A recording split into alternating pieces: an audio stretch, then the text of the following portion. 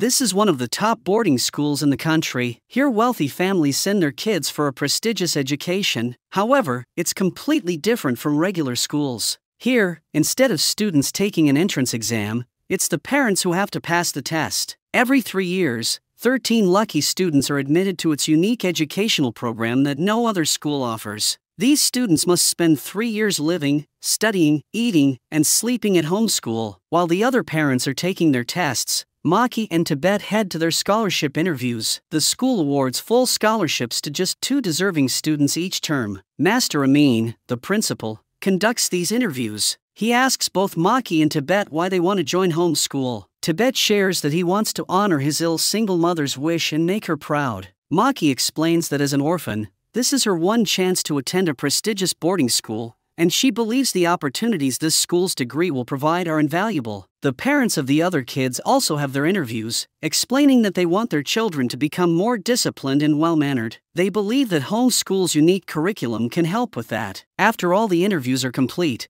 all 13 students are admitted and invited to a welcome party to celebrate the start of their new journey. However, at the party, they are served strange cookies. Once they eat the cookies, they begin to feel lightheaded and soon lose consciousness. The students are then transported on a school bus to the middle of a strange forest. Maki wakes up and asks the driver where they are going. The driver responds that they are heading to home school, which confuses Maki. She tries to wake up the other students, but they remain unconscious. When they arrive at home school, Master Amin greets them, but the students are confused, questioning why they were drugged and transported this way. Master Amin explains that it's part of their curriculum and that it was done with their parents' consent. The headmistress, Yani, then instructs the students to hand over their mobile phones. The students are perplexed and frustrated but comply and give up their phones reluctantly. Master Amin reassures them that tomorrow will be the first day of the term and tells them to rest up today. The students are then shown to their separate dormitories, with boys and girls staying in different halls. Their day begins with an ominous alarm that rings precisely at 5:30 a.m. The students, unaccustomed to waking up so early, are irritable and groggy. They head to the kitchen, where they are informed that, since it's Saturday, they are required to prepare their own meals. From Monday to Friday, the school staff will handle meal preparation. Many of them lack cooking skills and make numerous mistakes. However, a few with some cooking knowledge step in to guide them. Master Amin then arrives to give an introductory lecture and asks the students how they are feeling about homeschool. Hugo and Fuji share their discontent, saying it feels more like a prison than a school. Master Amin then inquires what the students think home means. The students offer various answers. Tibet says home is a place where family is. Mek describes it as a place to rest, and Fuji makes a sarcastic remark, suggesting it's a place where people hook up with mistresses. Master Amin dismisses these answers as incorrect and assigns them a task to discover the true meaning of home. He also outlines the rules of homeschool, emphasizing that all students must follow them,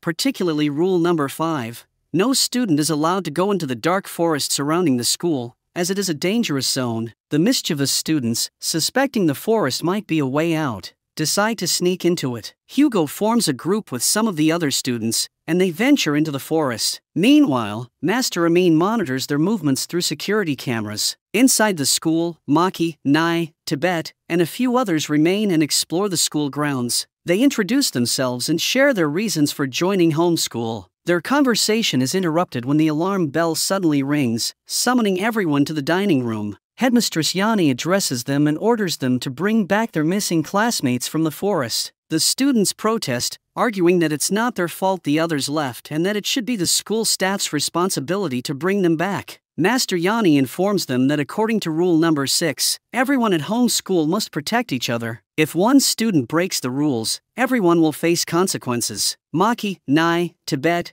Penyuing, Fleng, and Baya head into the forest to find the missing students. Along the way, Penyuing secretly marks the path with triangle signs made from pieces of wood to ensure they don't get lost. Meanwhile, the students who had escaped become disoriented and trapped in the forest. Mek suggests they should return to home school as it's getting dark, but Hugo mocks him, calling him a coward. This leads to a physical altercation between Hugo and Mek, with the others trying to break up the fight. Frustrated, most of the group decides to head back to home school, leaving only Hugo, Jean, and Jingjai behind. On their way back, Fuji, White, Mek, and Mok hear an ominous voice from the forest, which seems to be the sound of a man in pain. Terrified, they flee and encounter Maki and the others. When they explain what they heard, Maki wants to investigate further to see if someone needs help. However, seeing Fuji's injured legs, Maki decides it's too risky and tells everyone to return to home school immediately. Lost in the maze-like forest, they struggle to find their way back, but Pennywing's markings guide them. Impressed by Pennywing's intelligence, they follow the signs and eventually make it back to home school. To their surprise, Hugo, Jingjai, and Jean have not yet returned, so they are sent back into the forest to search for them. In the forest, Hugo, Jingjai, and Jean hear the same disturbing sounds that White and the others heard and start to run. During their escape,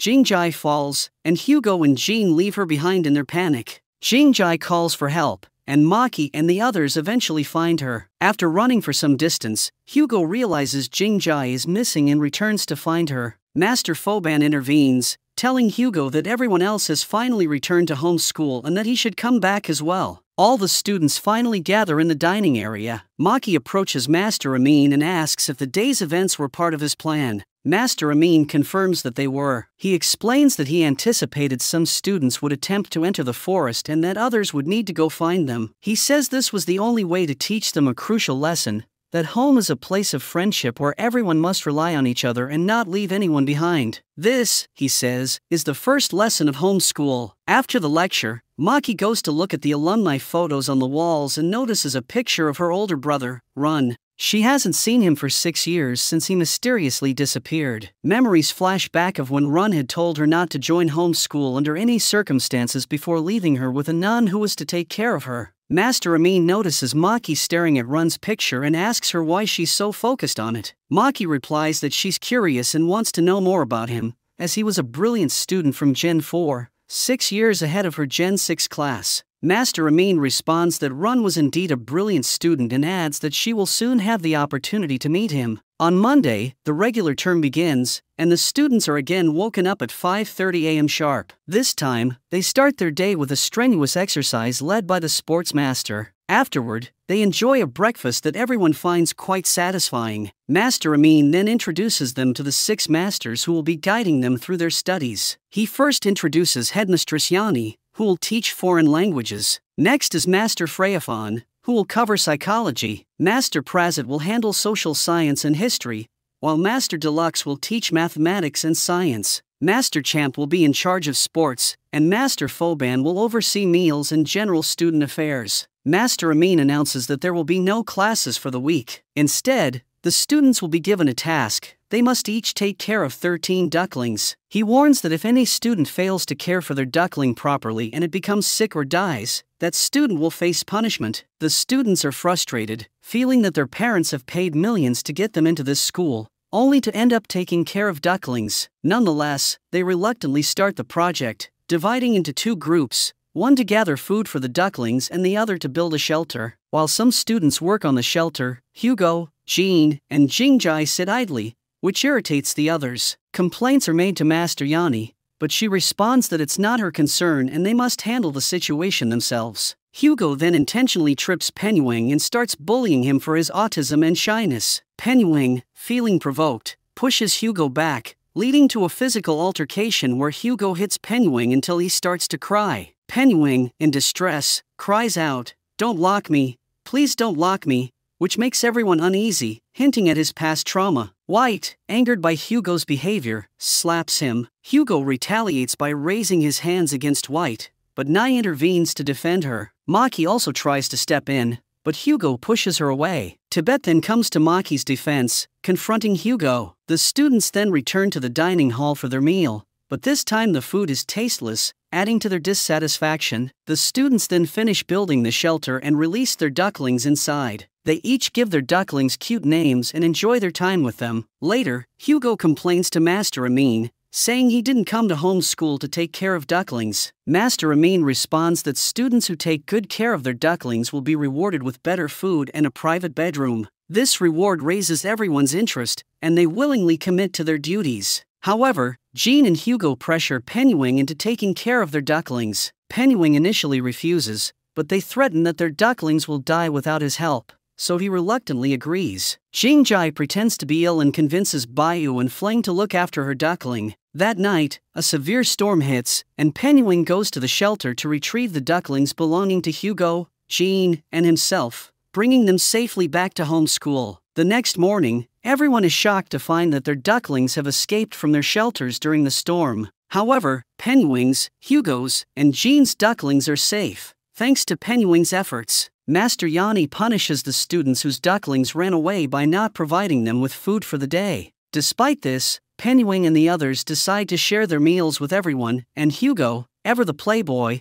generously shares his meal with all the girls. The students venture into the forest to search for their missing ducklings but only find a few. They turn to Penguin for help. Knowing he has expertise with ducklings, Penguin advises them to put food in a box and leave it at the shelter. That night, they are amazed to find that all the missing ducklings have returned to the box. Penguin explains that ducklings have a natural tendency to return to places where they find food. The students thank Penguin for his valuable help. Later, Maki, Tibet, and Nai come across a restricted area in the forest. When they attempt to enter, Master Prazit stops them, warning that the area is dangerous due to the presence of wild beasts. Meanwhile, Hugo and Jingjai become intimate with each other. During their time together, Jingjai notices that one of their ducklings has died. Panicked, they hatch a plan to switch the name tag of their dead duckling with Penguin's name tag. The next day, a dead duckling with Penguin's name tag attached is presented to Master Amin. Penguin is distraught and insists that the dead duckling is not his. However, Master Amin does not believe him and punishes him, sending him to solitary confinement within the school. The other students are disheartened, knowing that Penguin was the one who had taken such good care of the ducklings and could not have let one of his die. The following day, before their classes start, the students are served an unexpectedly delicious meal, which they enjoy immensely. After finishing their meal, they find their name tags on the plates, name tags identical to those that were on the ducklings. Shocked, they rush to the shelter and discover that all their ducklings are missing. It becomes clear that they have unknowingly eaten their own ducklings. This revelation leaves them deeply saddened, and they begin plotting an escape plan from the school. However, Master Foban and Master Prazit overhear their plans and order them to join their classes. As they attempt to flee, Master Foban catches Mac and hits him with a stick, instilling fear in the students. Reluctantly, they return to their classes. Master Prazit distributes pieces of paper to everyone, instructing them to confess any mistakes they have made so far. Nai, frustrated, tells Master Prazit that if his father, who is a politician, knew about the school's practices, he would shut it down. Master Prazit responds angrily, asserting that there is no chance Nai's father will find out, and that Nai must stay at home school for the full 3 years. The next morning, Maki wakes up early from a nightmare in which she recalls her adoptive father dying on the floor. She notices that the alarm bell has not rung, which is unusual. She tries to wake the others, but none of them wake up. It turns out that Master Champ is waiting for the students in the sports ground. Only a few students arrive on time, and Master Champ makes them run a double mile as punishment for those who missed the class. He warns that if any student misses a class, everyone will suffer, so those who arrived early must run, while the latecomers stand. At the dining hall, they are served disgusting food. The students are horrified and ask why they are being given such awful food. Master Yanni tells them it's their punishment and that they must figure out the reason for themselves. Later, Maki and White ask Master Yanni if they can meet Penguin. She agrees, saying they can see him after the day's classes. During mathematics class, Master Deluxe hands out question papers for a test. The students complain that they haven't been taught the material yet, but Master Deluxe insists she wants to assess their skills. The questions are extremely complex, far beyond their current knowledge, and the students struggle to solve them, failing in the process. Meanwhile, Master Foban is leaving Penguin in solitary confinement. Penguin clings to his legs, pleading not to be left alone, but Master Foban forcefully makes him eat a special hypnotizing candy. Penguin begins to hallucinate, remembering times when his father tortured him and locked him in his room. He starts crying and shouting, "Please don't lock me." Maki and White arrive and comfort him, giving him bread to eat. Penguin explains that his duckling did not die and that he was wrongfully accused. He reveals that his duckling had a mole on its leg, while the dead duckling did not belong to him and was, in fact, not owned by anyone. White becomes furious upon discovering this and confronts Master Prazit and Master Freyaphon, accusing them of manipulating the students. They tell her to calm down and leave. Later that night, White, Maki, Nai, and Tibet meet in the park to figure out how to help Penguin. White opens up about her own struggles, After her parents died in a car crash, her aunt blamed her for it, which hurt her deeply and made her think about ending her life. Driven by her own pain, White is determined to make sure Penguin doesn't suffer for something he didn't do. The next day at lunchtime, Master Foban tells Jingjai that Master Amin has ordered her to deliver food to Penguin. Reluctantly, Jingjai delivers the food without saying a word. As she is about to leave, Maki stops her and accuses Jingjai of being involved in the false accusation against Penguin. Hugo intervenes, pushing Maki away. Maki insists that they should confess to stop the cycle of punishment, but both Hugo and Jingjai refuse. Later, the students are punished with 100 push-ups, leaving them exhausted. Maki stands up and tells everyone that the punishment is due to Jingjai and Hugo's wrongful accusation of Penguin. The students start shouting at Jingjai and Hugo, who remain silent. Fuji, enraged, confronts Hugo and demands that he tell the truth to end the punishment. That night, Hugo and Jingjai confess to Master Amin that they swapped the name tags of their dead duckling and accused Penguin. To everyone's surprise, Master Amin reveals that he was aware of their actions all along and that the whole situation was part of a plan. He explains that all the ducklings are alive and that the dead duckling was intentionally placed in the shelter to test Hugo and Jingjai's honesty. This is the second lesson at home school, to never wrongfully accuse anyone and to always tell the truth. As many innocent people suffer due to false accusations, Master Amin then orders Penguin to be released. Hugo and Jingjai apologize to Penguin, who forgives them immediately. The next day, Master Amin announces to everyone that Maki will become the president of the class, leaving everyone shocked. Master Amin invites her to his office, where she asks why she was chosen for this role. He explains that she resembles a brilliant student named Run from Gen 4 and possesses similar leadership qualities. When Maki inquires about meeting Run, Master Amin says she will meet him when the time is right, and until then, she must believe in homeschool. Later that night, Master Amin informs the students that one of them will be allowed to go home, but they must vote collectively for the most deserving student. The next morning, Master Freyafon hands out pages for the students to write letters to their parents about their time at homeschool. All the students begin writing complaints about homeschool. While writing her letter, Fuji recalls how her father used to physically abuse her at home, making it difficult for her to complete the letter. As students discuss who should receive the most votes, Mek asks the boys if they will vote for him, but they all refuse. Jean, the son of a wealthy industrialist, offers $1 million to anyone who votes for him, but the students decline, saying the money would be useless in homeschool. Mek then tries to persuade the girls by promising to be their slave and bring them water every day until the next semester if they vote for him. The girls reject his offer, stating they can fetch water themselves. Later, White confronts Jean, accusing him of attempting to buy votes, which she considers illegal. Jean argues that money can buy everything,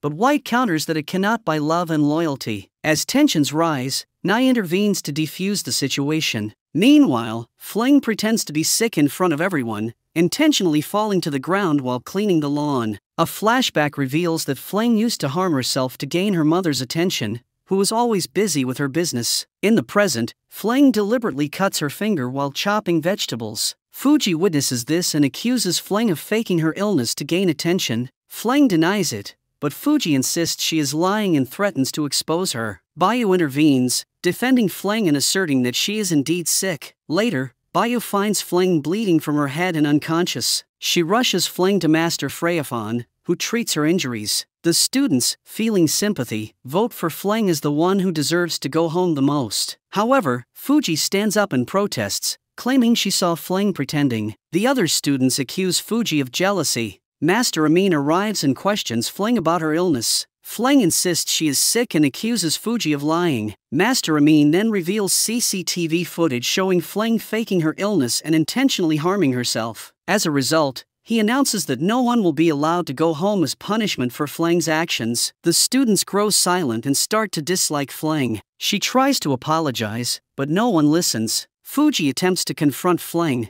but White intervenes. Fling then tries to reach out to Bayu, her supposed best friend, but Bayu refuses to talk to her. White and Maki try to calm the situation, arguing that while Fling made a mistake, she is genuinely sorry and deserves some compassion. They notice Fling is missing and start searching the school. They ask Tibet Nai and Penuing to help. Eventually, they find Fling on the rooftop, about to jump. Tibet grabs her and takes her down. Everyone forgives Fling except Bayu, who remains distant, leaving Fleng feeling depressed. Maki and Tibet reassure Fleng that Bayu will eventually forgive her and that she shouldn't worry too much. Meanwhile, Master Yani and Master Amin discuss the upcoming examinations. Master Yani is surprised at the timing, but Master Amin insists that Gen 6 students are ready. The next day, Master Yani announces to the students that exams are coming up. The students are puzzled and frustrated, questioning how they can be tested when they haven't been taught anything. Master Yani tells them to be patient and that Master Amin will explain everything. Master Amin then reveals that the exams will be based on general knowledge and that passing will grant them the privilege to use mobile phones.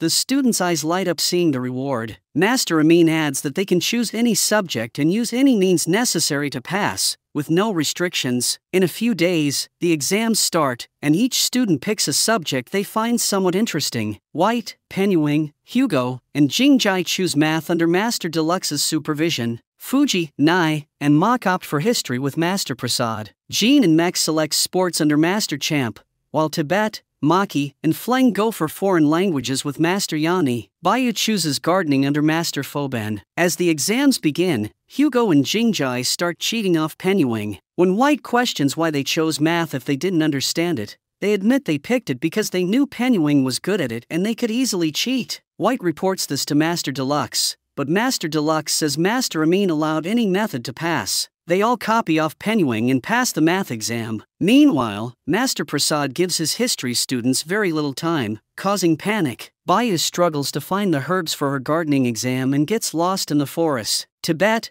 Maki, and Fleng are taking the foreign languages exam. Tibet recalls being insulted by his father for coming second in class. On the other hand, Mek and Jean fail the sports exam, while Fuji and the others fail history except Nai. Bayu also fails gardening. The successful students advance to the next round, while the failed students watch from another room with a TV screen showing the next round and place bets on who will win. Master Freyafon congratulates the successful students and explains the rules for round 2, a musical chair contest. Anyone left standing when the music stops is out, and anyone seated wins. Hugo asks if violence is allowed, and Master Freyafon confirms that anything is permissible to win. The contest begins, and the students fight over the chairs. As one chair remains, Jingjai and Hugo rush for it, with Hugo sitting down first. Jingjai then pushes Fleng and takes her chair. White, furious, hits Jingjai for cheating, and Maki intervenes, causing an argument. Penyuing becomes scared and covers his ears. Tibet destroys his chair, claiming it's the source of the chaos, and urges everyone to destroy their chairs, but the others disagree, and the fight continues. The failed students enjoy the fight until Master Yani arrives and stops their entertainment by asking why they failed. The failed students say that they were given a very short amount of time for the exam, but Master Yani insists there's another reason they need to discover on their own. Master Freyafon starts the contest again, and once more, violence breaks out. All the students grab their seats, but Hugo and Jingjai are left standing. They both rush for the last chair, and Jingjai manages to sit in it, teasing Hugo. Angered, Hugo pushes her off, and they argue over the seat until the time runs out, leading to their elimination. In the third round, with only one chair and 5 students left, Maki recalls Master Freyafon's instruction that anyone who sits will win. She suggests they could sit on the ground instead of the chair. The students agree and all sit on the floor. As the timer nears the end, they feel the urge to get up and sit on the chair, but when the time ends, they are surprised to find out that they all passed the test. The winners are sent to Master Amin's office for the final test. Master Amin gives them blank pieces of paper and tells them that only one student has ever passed this test. He wishes them luck and gives them a few hours to find the answer. The students are confused, as the page is blank and there are no questions. They decide to search for the answer individually, trying various methods to reveal any hidden text, such as holding the paper up to the sun, shading with a pencil, wetting it, and even burning it, but find nothing. They return to Master Amin, saying there's nothing on the paper. Penyuing guesses that the answer is nothing since the page is blank, but Master Amin says this is incorrect and Penyuing fails. He gives a few more hours to the remaining students. They assemble and decide to find the answer together. Nai asks White why she wants the cell phone. White explains that she wants to talk to the police to end the homeschool. White then questions Nai, who reveals he wants the cell phone to understand why his dad sent him to homeschool. Maki asks Tibet the same question. Tibet shares that he misses his mom, a songwriter who became ill after his father's death and lost her ability to write. He just wants to use the cell phone to check if his mom is okay. Maki explains that she doesn't need the cell phone because she has no family. She's just curious about Master Amin's plans. They brainstorm different ideas and Tibet concludes that the answer might be Master Amin himself. They go to Master Amin's office and present their answer. They explain that Master Amin has always taught lessons through each event, and this time the answer must also be a lesson. Master Amin asks them if they are certain, as there will be no second chance. They all affirm their confidence. Master Amin smiles and confirms they are correct. He explains that the answer lies in their friendship. When they were separated, they struggled to find the answer, but when they joined forces, they succeeded. He presents the cell phone but says that only one of them will get it, and they must vote for who should receive it. Everyone votes for Tibet. However, when Tibet picks up the phone, he places it back, saying that if all his friends cannot have the opportunity to call, then he will not use it either.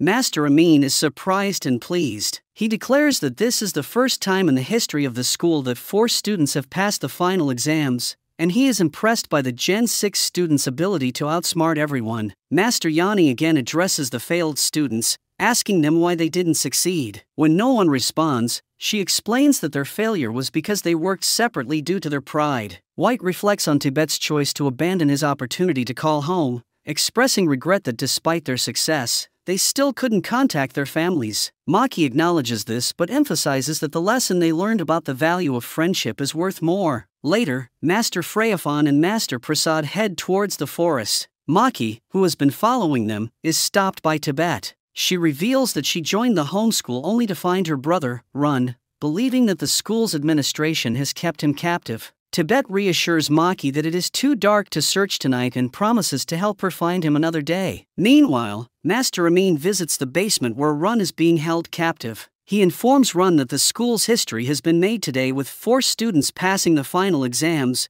including Maki. Run's eyes light up at the mention of his sister, and he expresses a desire to meet her. Master Amin tells him it's not the right time and covers Run's head with a black cloth before taking him to the hypnosis room. The next day, regular classes resume, and students start to reconnect. Tibet and Maki discuss their plans to find Run, while Nai and White gossip about them, teasingly suggesting a romantic connection between the two. Hugo and Jingjai attempt to become intimate, but Master Yani catches them and orders them to leave. She then announces that romantic relationships are prohibited in the school. The students protest, questioning why they are not allowed to love each other. While the girls are in bed talking about their crushes, the topic shifts to Jingjai. When asked if she has feelings for Hugo, she dismisses the idea, saying she doesn't believe in love and just uses boys for fun. The next day, as Jingjai tries to flirt with another boy, Fuji gets upset and calls her a bitch, accusing her of being like her father, who cheated on her mother. They start arguing, and Master Deluxe steps in to break up the fight. Jingjai sits alone on a bench, reflecting on her past. She remembers how her mother's betrayal led to her parents' separation and how deeply it affected her. Hugo finds her and tries to comfort her. Meanwhile, Baya tries to flirt with Nai,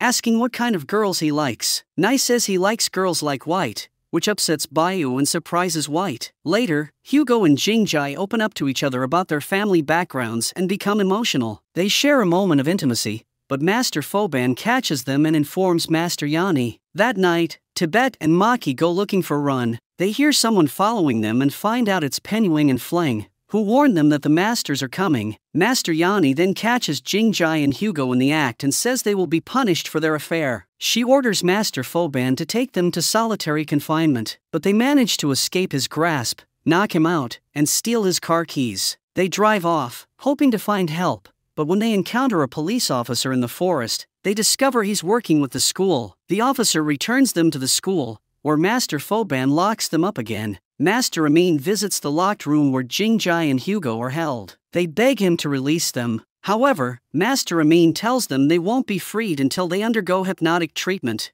The next day, Master Amin introduces a new game called Lizard. Master Freyafan explains the rules. One student will be the lizard, while the others will receive different animal names via a secret phone call. The lizard must remain anonymous and can give out punishments. If the other students identify the lizard, they win, otherwise, the lizard wins. The game begins, and the lizard punishes White and Mech with extra assignments. At dinner, Fuji is punished for not having lunch. Mek accuses Mock of being the lizard, leading to a fight between them. The lizard then punishes Maki, White, and the other girls with extra cleaning duties. Nai and Tibet offer to help, as it's a tough job. They write the animal names on the board and try to guess who the lizard is based on the clues. As suspicions rise, the students start fighting among themselves. Fuji accuses Jean, reminding everyone that he once burned down his father's factory, suggesting he could be the lizard. Jean defends himself, explaining that he burned the factory to protest against his father's exploitation of workers and insists he is not the lizard. The lizard then stops lunch for everyone except Jean and Bayu. The students suspect that one of them is the lizard,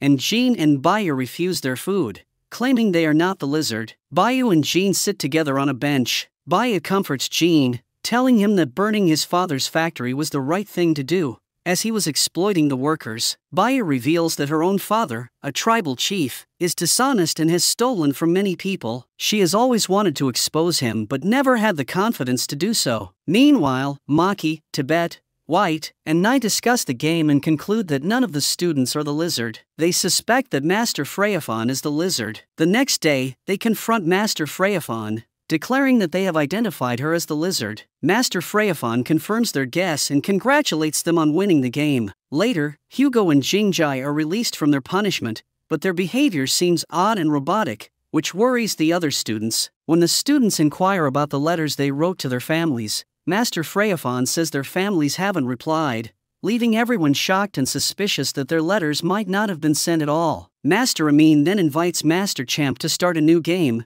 and preparations begin. Meanwhile, Hugo and Jean continue to act strangely, repeating odd phrases as if they have been hypnotized. This behavior raises concerns among the students, who suspect that the school administration might have drugged them. In the treatment room, Master Amin attempts to hypnotize Run by showing him footage of his sister Maki, which deeply affects Run and makes him emotional. The next day, Master Champ introduces his game of tug-of-war. The rules are simple. Whoever can pull the rope towards themselves wins, and any form of violence is allowed. The winners will be rewarded with a meal for the day, while the losers will go without. First up are the twins, Mek and Mock. Their intense match quickly escalates into a brutal fight, leaving them bleeding. The other students rush in to help. Tibet and Nai confront Master Champ, demanding he end the violent game, but Master Champ refuses, leading to a physical altercation between Nai and him. As a result, Master Champ punishes the students who tried to stop the violence by locking them in solitary confinement, while Mek and Mock reflect on their past, recalling how their father was violent towards their mother. Penguin tells them that violence isn't the answer and that they should live with harmony. The twins regret their actions and apologize to each other. Later, Master Yani comes to release the students from solitary but takes them to the Tree of Remorse in the forest. She orders them to acknowledge their mistakes or remain on their knees under the tree forever. The students refuse to apologize, believing they did the right thing. Meanwhile, the tug-of-war continues. Master Champ forms two teams, and the students draw chits to determine their opponents. Unfortunately, Jingjai and Hugo end up facing each other. The students argue that it's unfair for a boy and girl to fight, but Master Champ insists that men and women are equal in war. When the match begins, Hugo immediately drops the rope, saying he can't fight such a beautiful and delicate girl. Jingjai is touched by his gesture and thanks him. Next, Fuji and Jean face off. Jean declares he won't be as lenient as Hugo, but Fuji remains unscared and defeats him using violence by striking him in the nuts. The final match is between Fleng and Bayu, who refuse to fight each other. They both let go of the ropes simultaneously, leading to an emotional reunion and a heartfelt embrace. Similarly, Penuing and Mek also release the rope at the same time without using violence. This infuriates Master Champ, who announces that no one will get dinner that night. Despite this, the students celebrate their decision to prioritize friendship over food, hugging and cheering together. Meanwhile, Maki, Tibet, White, and Nai continue their punishment under the Tree of Remorse. Suddenly, they hear a noise coming from the forest and rush toward it. They find Master Deluxe tied to a tree and repeating certain words, seemingly under hypnosis. The students quickly free her, but Master Prasad and Master Foban arrive and order them to leave immediately. The next day, the students question Master Deluxe about the previous night, but she can't recall what happened. Master Prasad arrives and explains that she had overdosed on her sleep medication, causing her to lose control. He then tells the students to focus on their studies rather than thinking about such matters and leaves with Master Deluxe. Penguin then invites Maki and the others to a secret meeting with the other students, who are planning to escape the school. Maki proposes a plan. They need to steal the bus keys from Master Amin's office, and to distract the masters, they should start a fire on the lawn. The group agrees to the plan. Later that night, the students follow through with their plan. They successfully retrieve the keys from Master Amin's office and head toward the bus. However, Master Amin catches them in the act. When he asks why they want to leave, they explain that home school feels like a prison, and they want to go home. Master Amin responds that their only home is home school and they will understand that soon. He then gives them permission to leave but warns that he won't be responsible for what happens next. He instructs Master Foban to give them special cookies and drive them home. The students reluctantly eat the cookies and head for the bus, but Maki decides to stay behind at home school since she has no family. Tibet, White, and Nai wish her good luck and leave for home. Master Amin commends Maki for making the choice to stay. Master Amin then goes to the basement to meet Run, informing him that all the students from Gen 6 have returned home except for his sister. Run, visibly distressed, acknowledges that it's all part of Master Amin's plan and fears the consequences for the students. As the students return home, they are met with disappointment and sorrow. Their parents, far from welcoming them, reveal their true intentions. White finds that her aunt has seized her deceased parents' property. Mek and Mok discover that their father has divorced their mother and is living with a mistress. Penguin's mother tells him that homeschool is better than enduring the abuse from his father and urges him to return. Fuji's father, as usual, greets her with a slap. Nai and Jean's fathers tell them to leave, and Bayu is also rejected by her father. The students' hearts break as they realize they were sent to homeschool only to be abandoned. Meanwhile, Tibet returns home to find that his ill mother passed away a few months ago. Master Amin is there to console him. Through his tears and with a broken voice, Tibet asks why he wasn't informed about his mother's death. Master Amin explains that it was his mother's last wish for Tibet not to know, so he could focus on his studies. He assures Tibet that he will take care of him from now on, as Tibet's father, Master Phut, was a close friend of his. Tibet is shocked to learn that his father worked as a master at home school as his father never told him. He asks how his father died. Master Amin reveals that there were rumors of Master Phut committing the unthinkable at the school, though he is not certain. Tibet, unwilling to believe that his father would commit this act, decides he wants to investigate further. Master Amin offers him the opportunity to return to home school to conduct his investigation.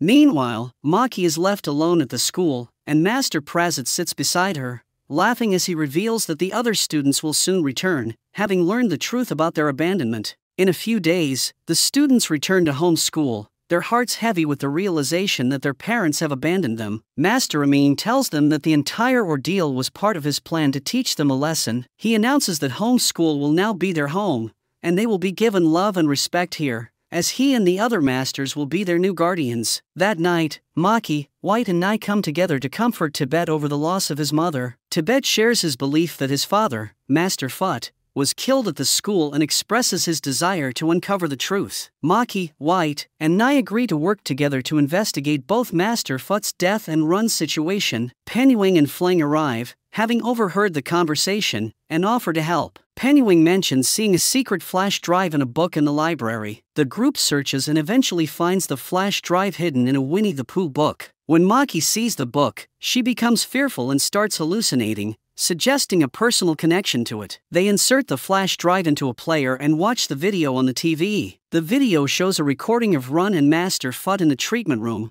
with Run discussing his past with Maki. Suddenly, they hear someone approaching the library and quickly stop the video, return everything to its original place, and leave. Meanwhile, the masters are in the forest preparing for a ritual they call the start of Project R. The next morning, Maki wakes from a disturbing nightmare, and the other girls try to comfort her. At the dining hall, the students are surprised to be served a delicious meal. It is announced that the school is starting therapy sessions where students can choose their favorite master, who will then share their life stories and experiences. Master Yani shares with her students that there are many injustices in the world and emphasizes the importance of fighting for one's rights. She encourages them to be strong and courageous in facing their fears. Master Freyafon recounts her tragic past, explaining how her husband and son died in a car accident caused by a reckless kid. Despite her efforts to seek justice, the kid's wealthy family bribed the police and let the murderer free. Eventually, she accepted her fate and advises the students to be brave and confront their fears. Her story deeply moves everyone. In contrast, Master Prasit avoids discussing his own past and instead focuses on politics. He questions Hugo and Mek about whether they would choose violence or forgiveness if someone wronged them,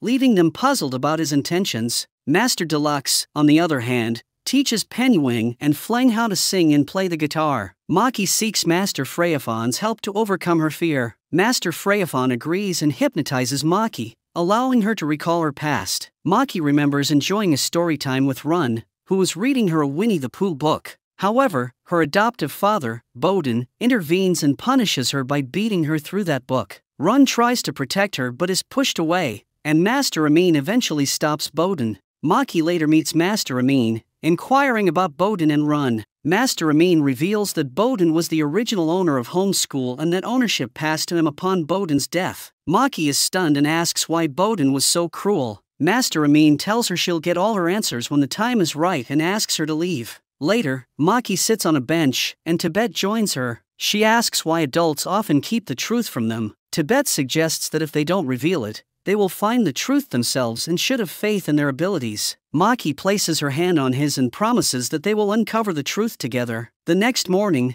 Tibet and Nai are out for their morning run, discussing their relationships. Tibet mentions that he and Maki only held hands the previous night, considering it not a big deal. Nai shares that he's trying to approach White but is unsure how to go about it. Penuing joins them and is asked who he thinks is the most beautiful girl in school. He humorously replies that it's whoever likes croissants, as he himself is a big fan of them. They all share a laugh before continuing their exercise. Meanwhile, the girls are discussing their crushes. Jingjai admits that she's in love with Hugo and wants a genuine relationship with him. Baya reveals that she had a crush on Nai but notices that he seems interested in White, causing White to blush. The conversation is interrupted when Master Yani arrives and distributes a file containing information about the school's therapy program, instructing them to proceed to their assigned locations. Later, Master Freyafon presents special cupcakes to Maki, White, Tibet, and Nai, telling them that eating the cupcakes will help erase their bad memories. They reluctantly agree and eat the cupcakes. Master Prasit then instructs Hugo and Mek to throw away their most cherished possessions. Mek gives up a family photo, and Hugo parts with a precious bracelet. Master Prasit pours petrol over the items and sets them on fire, advising them to let go of the past and focus on planning for the future. In Master Yani's session, the girls voice their frustrations about living in a male-dominated society that pushes them behind. Master Yani encourages them to stay strong and not let anyone hold them back. Master Deluxe teaches Penuing and Fleng about the power of music and its ability to unite people. Meanwhile, Master Foban brings food to Run in the basement. As Run eats, he spins a spoon in the soup, hypnotizing Master Foban. He asks Master Foban about the truth behind Project R, but Foban becomes frightened and hides beneath the table. Master Amin arrives, praising Run for his skill in hypnotizing and expressing his confidence in him as an exceptional student. On the other hand, Maki, White, Tibet, and Nai find themselves unconscious under the tree of remorse, as if in a trance. Master Freyafon snaps her fingers to wake them, and they are shocked to realize how they ended up there. Master Freyafon explains that she now knows all their life stories but will keep them confidential. Tibet asks if Jingjai and Hugo also ate the cupcakes before they started acting strangely. Master Freyafon reveals that they consumed something much stronger than the cupcakes. The scene shifts to Master Prasit, who is handing out special red pills to Bayu, Jean, Hugo, Jingjai, and Fuji, claiming they are a treat. Hugo and Jingjai eagerly take the pills, and the others follow them. That night, the students who took Master Prasit's pills are hypnotized and brought to a ritual in the forest. They are semi-conscious and unaware of what's happening. Master Prasit then takes them to the treatment room, where he uses an electric machine to induce memories of their childhood traumas, aiming to instill hatred towards their parents. The next morning, Fleng, Maki, and White wake up to find their friends missing. At the dining hall, Master Amin reassures them that the other students are undergoing a treatment process and will return soon. Meanwhile, Master Freyafon visits Run in the basement and offers to help him escape. She warns him that the Gen 6 students are in serious danger and he needs to assist them. Run recalls how Master Amin used to teach him psychology with care, only to be interrupted by Mr. Bowden, who was a chronic alcoholic and mocked Master Amin's methods. Back in the present, Run tells Master Freyaphon that the Master Amin he knew has changed, and they must stop him. White senses someone following her as she walks down the hallway. It turns out to be Nai, who followed her out of concern for her disappearance. White blushes at his concern. Meanwhile, Maki and Tibet are searching for Run and stumble upon a secret passageway behind a bookshelf in Master Amin's office. As they prepare to explore, Master Amin arrives and confronts them angrily, demanding to know what they're doing. They claim they know Run is being hidden there. Run, hearing the voices, senses Maki's presence but is unable to act as Master Amin orders them to leave. The next day, White and the others are worried about what happened to Maki and Tibet. They are kneeling under the tree of remorse, being punished by Master Yani for going into Master Amin's office without permission. Meanwhile, Master Freyaphon is trying to convince Master Amin to rethink Project R, arguing that the kids aren't ready for it. But Master Amin is firm in his decision and insists on continuing with the project for his revenge. Master Amin then sits with Run in the basement and tells him that he knows Run wants to stop the project, but he won't allow it. He goes on to reveal the true origin of homeschool, saying it was born out of love. He explains that in the 1980s, this place was an orphanage owned by Mr. Bowden's father. Master Amin worked there as a caretaker, but Mr. Bowden disliked the orphans and mistreated them. 2 years later, Mr. Bowden became engaged to Finya, a young and kind woman who loved the orphans and treated them with care. Mr. Bowden assigned Master Amin to look after her. Master Amin secretly loved Finya but kept his feelings hidden. One day, Finya, alone and crying, told Master Amin about Mr. Bowden's abuse. She revealed that she was pregnant with Mr. Bowden's child and only wanted to experience motherhood. She asked Master Amin to help her forget the painful memories of Mr. Bowden's abuses. Feeling for her, Master Amin used his hypnotic skills to ease her suffering, but Mr. Bowden continued his abuse and even pushed Finya down the stairs, causing her to lose the baby. Witnessing this, Master Amin felt a surge of anger but kept his composure and took Finya to the hospital. After a while, Finya sat on a bench, watching the children at the orphanage play. Though she was sad, she remained hopeful. She confided in Master Amin about her lifelong dream of becoming a mother, which hadn't come true. Now, she wished to create a school that would provide a loving, home-like environment for abandoned children, giving them the care their families couldn't. She wanted to name it Home School. Master Amin promised to make her dream come true, bringing her great joy. Sadly, shortly after, Finya's health declined, and she passed away. Master Amin was heartbroken and fueled by a desire for revenge. Determined to honor Finya's wish, Master Amin approached Mr. Bowden with a plan to transform the orphanage into home school, where he would teach advanced psychology to the children. Mr. Bowden initially resisted, arguing there was no profit in it. Master Amin, aware of Mr. Bowden's greed, suggested creating a separate school for wealthy families who want to abandon their kids,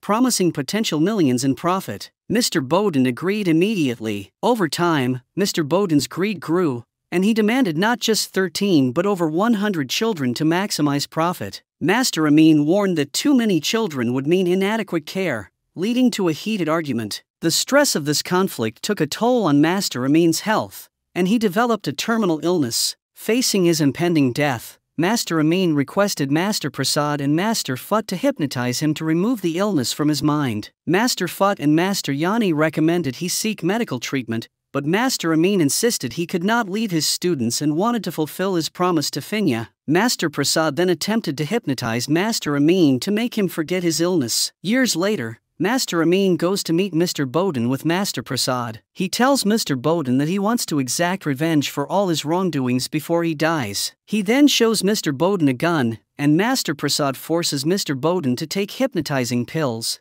after which Mr. Bowden commits the unthinkable. Run then tells Master Amin that he had advised him against seeking revenge, as revenge turns a person into a monster. Master Amin responds that Mr. Bowden deserved all of this. Run expresses that he is no longer the Master Amin he once knew. Later, Master Amin asks Master Prasad if the project they are starting is morally correct or not. Master Prasad looks at Master Amin with suspicion and says that it is time for his hypnotizing treatment. This makes it clear that something suspicious is going on. Later, Tibet and Maki wake up in the school infirmary after fainting from their punishment. They ask Master Freyaphon what's going on, and she explains that the school is starting something called Project R. To find out more, she tells them to check a book on the shelf titled Winnie the Pooh, which contains a recorded video. Tibet is shocked and asks if this was part of a plan, and Master Freyafon confirms that Master Amin has carefully planned everything at homeschool. They watch the video, which is 6 years old, showing Run and Master Fudd in a treatment room. Master Fudd is giving Run a special hypnotic pill. When Run asks why he's receiving the pill and about Project R, Master Fudd explains that the project is meant to help people with painful memories but warns that it could be dangerous if misused. The video cuts off abruptly. Maki and the others try to figure out what the R in Project R stands for. Nice suggests it might mean recovery. Pennywing recalls a funny song that starts with R,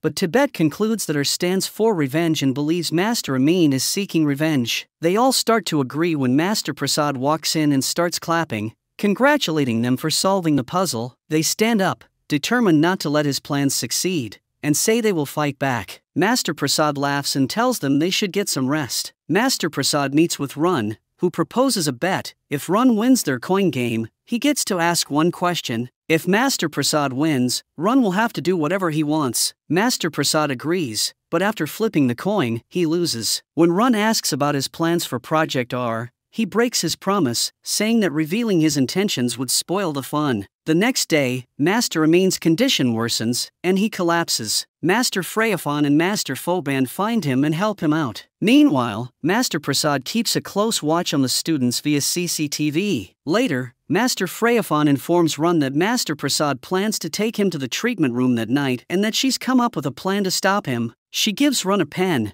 which he can use to hypnotize Prasad if needed. That night, Run is blindfolded and escorted to the treatment room by Master Foban and Master Champ. Using the pen from Master Freyafon, Run hypnotizes the masters and manages to escape. Meanwhile, Master Freyafon is on her way to help Run when Maki and White stop her, saying that Mech and Mach have accidentally ingested a lot of hypnotic pills and are unconscious in the kitchen. Freyafon has to delay her plans and rushes to help Mech and Mach, accidentally dropping her knife in the process. Maki picks it up. Elsewhere, Run hurries to Master Amin's office and is shocked to find Master Amin hypnotized and Master Prasad standing beside him. It becomes clear that Master Prasad is the true mastermind behind everything Master Amin has done. Master Prasad reveals that he was responsible for Mr. Bowden's death and for keeping Run locked in the basement for 6 years. He admits that all the cruel actions in the school were his design, driven by his belief that revenge is the best solution. Run, enraged, points his pen at Master Prasad's neck. He starts laughing and dares him to kill him. However, Run recalls what Master Amin once told him about how revenge turns you into the very monster you seek to defeat. Run refrains from killing Master Prasad but does punch him in the face. Meanwhile, Master Yanni, Master Dux, and Master Freyafon devise a plan to stop Master Prasad and put an end to his horrific project. Maki returns the knife that Master Freyafon dropped earlier and asks if everything is okay. Freyafon reassures him that she can handle the situation. Master Freyafon heads to the woods, where Master Champ and Master Foban inform her that Run has escaped from the treatment room. Outside, Maki and the others spot Run, and Mai rushes to hug him. After 6 long years, the siblings are finally reunited in a heartwarming moment. Run checks on Mai and explains to everyone the truth about Master Prasad, revealing that he is behind all the illegal activities and plans to use the students for revenge against their families. The revelation shocks everyone. Suddenly, Master Prasad appears with a gun, threatening everyone. He flips a coin to decide whether he will give them a chance to escape or kill them on the spot. The coin lands in favor of giving them 10 seconds to run. As everyone tries to escape,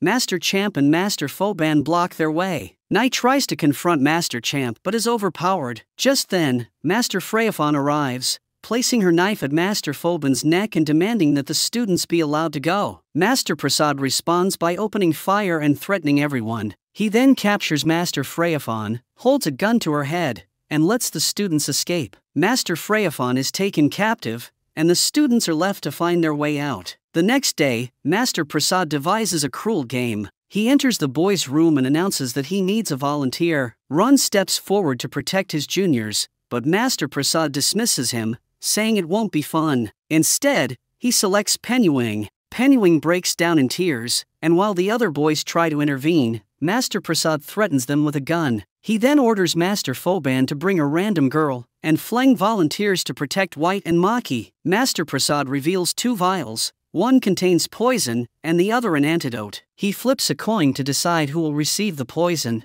Pennywing, determined to protect Fleng, volunteers to take the poison himself. Later, Master Prasad gathers the students and informs them that both Penuing and Master Freyafon have been poisoned. He places 4 vials on the table, claiming that only 2 are antidotes and the rest are saline solutions. Run grabs 2 vials and rushes to save Master Freyafon, while Maki and the others take the remaining vials to Penuing. Penuing and Fleng are tied together, with Penuing's condition rapidly deteriorating. Fleng tries to comfort him by reminding him of his favorite croissants, but he loses consciousness. Maki and the others arrive and inject Penuing with one of the vials, not knowing whether it's saline or the antidote. Miraculously, it's the antidote, and Penuing begins to recover. Meanwhile, Run reaches Master Freyafon and injects her, but it turns out to be saline instead of the antidote. As she is about to die, Master Freyafon urges Run to protect all the homeschool kids. Run is devastated, and it's extremely heart-wrenching.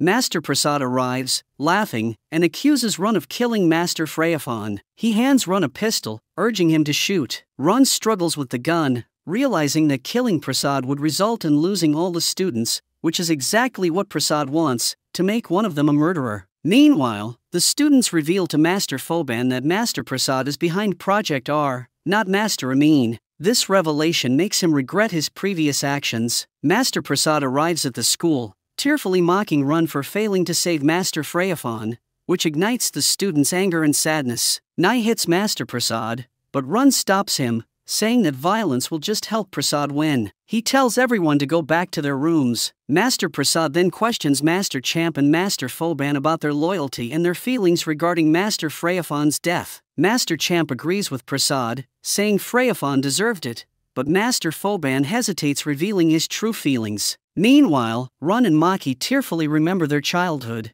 and Maki vows that they should never be separated again. Master Yanni and Master Deluxe grieve for Master Freyafon. Master Yanni vows to bring the killers to justice. Suddenly, Master Prasad arrives, takes Master Deluxe into custody, and threatens Master Yanni, saying she must cooperate with Project R or he will kill all the students. Meanwhile, Hugo, Jingjai, and Bayu have been brainwashed by Master Prasad and are acting oddly. When Fleng tries to talk to Bayu, she responds in a robotic tone. Master Yanni tells Fleng to stay away from them. Master Prasad then reveals to Maki and the others that the sounds they heard in the forest were actually Run's cries. He shows them how he tortured Run by pulling out his fingernails. Maki, enraged, tries to attack Prasad, but Run stops her, urging patience. On the other hand, Master Foban is taking Nai and Tibet to the treatment room for Project R but suddenly stops and says he has a plan. That night, Mek and Penuing, feeling hungry, head to the kitchen to get some croissants. They are shocked to find Jingjai there with a knife, speaking robotically and accusing them of breaking the rules. They try to hide, but Jingjai follows them. When she catches Penuing and is about to stab him, Mek intervenes, but Jingjai grabs him by the throat. Master Yanni arrives just in time to save Mek. The next day, Master Yanni tells the students that Master Prasad plans to brainwash them into killing their parents and has threatened to kill them if she doesn't cooperate. She emphasizes the importance of staying united to find a way to stop him. Master Prasad has taken the parents of the students hostage, tying them to chairs. The parents are confused about how they got there. Prasad threatens them, saying their children are planning to kill them. The parents don't believe him, insisting their kids love them and wouldn't hurt them. But Prasad shows them videos where they're complaining about their children, claiming he's played these videos to their kids over and over to fuel their hatred. Meanwhile, the students are in the ground, and Master Champ tells them to pick any weapon they want to use to kill their parents. Each student selects their favorite weapon. Master Prasad announces he'll release the parents one by one based on their wealth, leading the parents to argue about who is the richest. The students realize that Master Prasad has only captured the wealthiest parents and figure out that he's seeking revenge against the rich. Master Yanni arrives and tells the students that Project R has begun. He asks Run to come with him, but the students insist on helping to stop the massacre. At first, Master Yanni is reluctant, but after Run's insistence, he agrees, warning them to be careful and to hide if things get too dangerous. The group then rushes to stop the brainwashed kids, while Master Yanni and Run go to rescue Master Amin. Meanwhile, the brainwashed students spot their parents and start pursuing them. The parents run desperately, trying to apologize for abandoning them, but the kids, consumed by hatred, refuse to listen. Bayu and Jean, armed with axes, chase their father. Jingjai, wielding a samurai sword, runs after her mother. Hugo, with a gun, goes after his father. The other students try to intervene, but they do not stop. On the other side, Nai also picks up a sword and chases after his politician father. However, Nai is not a victim of Master Prasad's brainwashing because Master Phoban had rescued him before he could enter the treatment room. Nai is only pretending to pursue his father. Nai's father threatens to shut down the school, but Nai tells him that although he never showed him love, homeschool did. He says that homeschool has given him love and friends, and he doesn't want it destroyed by his father's political power. Nai insists they all need to work together to stop Master Prasad and restore homeschool's reputation. Nai's father, deeply ashamed, apologizes for his actions. Master Phoban then gives Nai's father a hypnotic cupcake to erase the memory of the day's events. On the other side, Run and Master Yani try to awaken Master Amin from Master Prasad's spell. Run tells Master Amin from his heart that he was an orphan all his life, but Master Amin accepted him like his own child. Run says that Master Amin is his real father, and he wants him to return and help them defeat the evil Master Prasad. Initially, Master Amin shows no effect and remains in his trance-like state. However, as Master Yani and Run begin to leave in disappointment, Master Amin suddenly wakes up, tears streaming from his eyes. He grabs Run's hand and says that he will never leave him alone. On the other side, Tibet manages to seize Master Prasad's gun. Master Prasad then lures Tibet to shoot him. He tells Tibet the true story about his father, explaining that his father, Master Phut, loved him very much. One day, Master Phut told him that he no longer wants to work on Project R and would rather go home and spend time with his children. This seemed to ruin Master Prasad's plan. He argued that if they didn't work on Project R, the abandoned children would never be able to take revenge on their parents. Master Phut tried to explain that there is no point in seeking revenge and told Master Prasad that although he knew his father had committed many injustices, it didn't mean he should resort to killing. In response, Master Prasad strangled Master Phut with a rope, killing him. Upon hearing this, Tibet becomes extremely angry and points the gun at Master Prasad. He struggles to control his rage. Master Prasad then reminds Tibet of his sick mother, saying that the grief over Master Phut's death made her ill. He laughs and says that he killed both of Tibet's parents with one arrow. This makes Tibet extremely furious, and he almost kills Master Prasad, but Master Amin stops him from behind. Master Amin tells Tibet to control his anger because if he gives in, Master Prasad will succeed in his plan. Tibet struggles to calm himself down. Master Prasad then, still laughing, reveals that he has also set a trap for Maki and the other students, causing Run to immediately rush to save them. Master Amin then challenges Master Prasad, saying that no child from home school will kill anyone. Master Prasad laughs and says that this is absolutely impossible, and that they will definitely end up killing each other. Master Amin's words prove true, and the parents of the other students, who were about to be killed by their children, beg for forgiveness from the depths of their hearts. They admit that they spent their whole lives worshipping money and forgot about their own children. Seeing their tears, all the brainwashed students come back to their senses and forgive their parents. Meanwhile, Master Champ locates Maki and the other students and shots them. Maki becomes severely injured. Master Phoban rushes in like a hero and tells the children to run away. They move a little distance, but Maki's condition worsens. She weakly calls out to Run, saying she wants to see him before she dies. Nai fights Master Champ to distract him,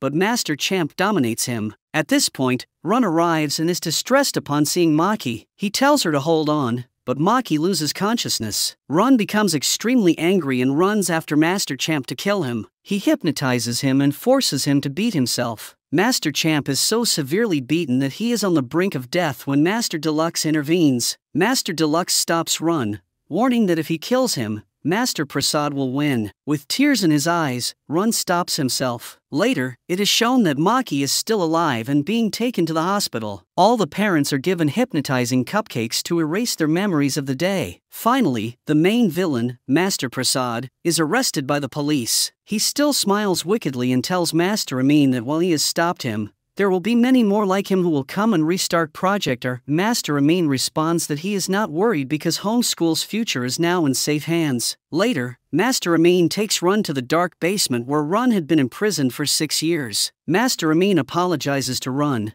but Run says there is no need for an apology since Master Prasad was controlling him. A month later, Maki returns to homeschool from the hospital. Tibet is thrilled to see her and tells her how much he missed her over the past month. They share a joyful and romantic moment together. When Run arrives, Maki eagerly runs to hug him. though she's still in some pain. Nye and White's friendship blossoms, and Nye confesses his feelings. White responds with a kiss, and things start to feel like they're back to normal. As the sun sets, Master Amin gazes over home school, reflecting on Finya, and tells her that he has finally fulfilled her dream. Days go by, and Master Amin's health declines. He writes his will, leaving all his property and authority to Run, and then goes to the basement to lie down, accepting his final moments. When Master Yani and Run bring food to Master Amin, they discover that he has passed away. Run weeps tears of blood, and Master Yani, struggling to hold back her tears, finds a letter with Master Amin's will. Master Amin is buried with honors, and Run becomes the principal of homeschool. Every student spends their time at homeschool with love and care, and everyone is very happy. The students celebrate together, arranging a party in memory of homeschool and Master Amin. Thus, the long-held dreams of Master Amin and Finya come true. As the season ends, the old Gen 4 student Zero, who is a classmate of Run, arrives at the school. He laughs wickedly like Master Prasad, suggesting a possible sequel.